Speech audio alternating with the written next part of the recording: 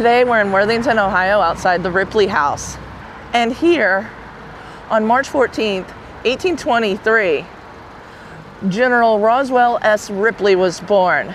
Now, before his appointment to West Point, his family moved to New York State. He graduated from the United States Military Academy in 1843. He ranked 7th out of 39 cadets, and Ulysses S. Grant was in the same class. Ripley served in the Mexican-American War on the staffs of General Zachary Taylor, later 12th president, and General Gideon Pillow. Ripley saw action at the battles of Monterrey, Veracruz, Cerro Gordo, Contreras, Churubusco, Molina del Rey, Chapultepec, and the capture of Mexico City. For gallantry in action, he was brevetted captain for Cerro Gordo and major for Chapultepec. He published a history of the Mexican War, 2 volumes, in 1849. He again saw action in 1849 in the Second Seminole War in Florida. After that war, he was on garrison duty at various posts in the South. While at Fort Moultrie in South Carolina, he met a wealthy widow, Alicia Middleton Sparks, and married her in 1852. Ripley then resigned from the Army in 1853 and moved to Charleston. Now here is where his life does make a turn and will involve treason.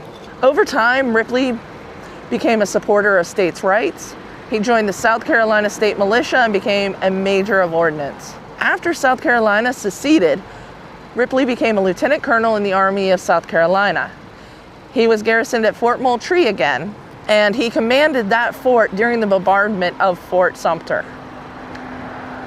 On August 15th, 1861, he was appointed as Brigadier General in the Confederate Army and assigned command of the Department of South Carolina and its coastal defenses. In May 1852, he was transferred to Field Command in Virginia and commanded an infantry brigade comprising of 2 Georgia and 2 North Carolina regiments in the defense of Richmond, Virginia. Assigned to the Army of Northern Virginia, his brigade participated in the battles of Mechanicsville, Gaines Mill, and Malvern Hill during the Peninsula Campaign. They then fought in the Maryland Campaign at the Battle of South Mountain in Sharpsburg, where Ripley received a severe neck wound, but recovered and rejoined the Army in time for the defense of Fredericksburg in November 1862. He was criticized for his performance at Antietam and returned to South Carolina in early 1863, and was in charge of Charleston's fortifications until the city was evacuated in mid-February 1865, and then fought under Joseph E. Johnston at the Battle of Bentonville. After the war, Ripley went abroad and lived in England for over 20 years. His wife and daughter left him and returned to Charleston.